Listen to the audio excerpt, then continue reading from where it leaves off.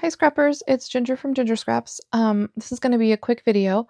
Over the weekend, it was brought to my attention that the ISO I'm using, I'll show it to you real quick. This is my ISO version, 18.7.3, and I chose to not update it after that because I read that they were taking away the slide over, which is how I scrap in Affinity. So for example, this is how it works in ISO 18. When you're in Affinity like that, to get the things to your dock, you want to hold on it and then put it over here to this little dock. So then when you are ready to scrap, you can pull this over. For example, if I have this page open, we covered this in one lesson, but this is just a quick video. So this is how it works in ISO 18. And then it would be the same thing for getting your photos. You'd pull up like that. I'm sorry, getting your products, and then pull up, release, switch to that window. And you can go back and forth like that, and then quickly drag and drop onto the page. So you would just take this and then drag and drop it onto the page. Okay, well, I want to make this class accessible to everyone, and I did a bunch of research yesterday and found out that with the newest version, which is ISO 26.4, I believe is the newest one, it has a workaround, and you can still scrap. It's a slightly different layout, and honestly, I do prefer 18 more. But if you've already updated to beyond 18, you can't go back. I'm going to now update my iPad to get the 26 version, and then moving forward, it will all be in 26.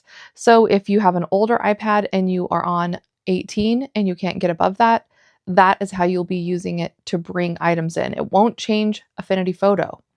Everything will still look the same within Affinity Photo, but it will be a little bit of a different workflow. 26 looks different, but it will still work.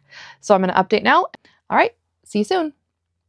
Okay, I am back and updated to 26.4 now.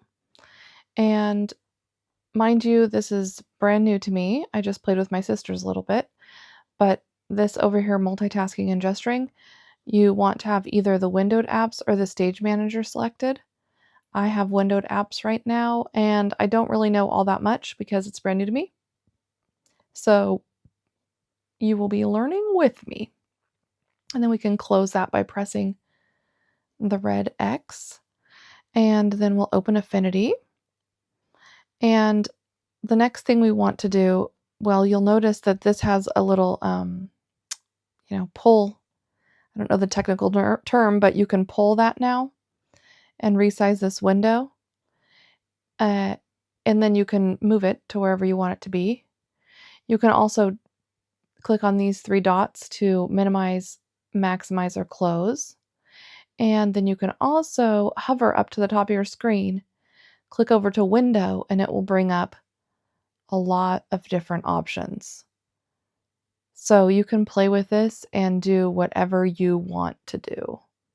So now what you want to do is you can do the same thing with any of your other windows.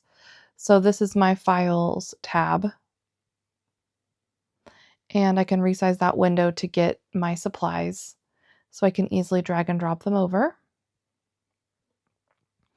And then it looks like I can just click in the middle of that. I'm going to delete that. It looks like, okay, so I have the files open. And then when I want this to go away, I can just click anywhere in Affinity and it puts that into the back. So to get your photos up, I just pulled from the very bottom. So this is down. I'm using my finger to pull from the bottom, pull that up. And then you can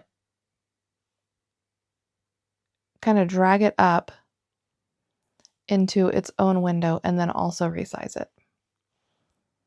And then, just mess with the windows until they're how you want them to be. So then you can click on your photos and drag them in. And then when you want to see your files, click on the files. And then if you want to go back to the photos, click on photos. And then if you want that full screen, same thing, pull up from the bottom, click on photos, drag them in. Click on files, drag them in. If you want those boxes to go away, just click anywhere in Affinity. I'm clicking right here with my blue that blue dot's coming up. So hopefully that covers it. And in the next video, I will continue scrapping and you can scrap along with me. And from now on, I'll be in iSO 26 because I can't go back to 18 even if I wanted to. But it shows you that no matter what version you're in, 18 to 26, which is current, you can scrap an Affinity on your iPad. Okay, see you soon. Bye.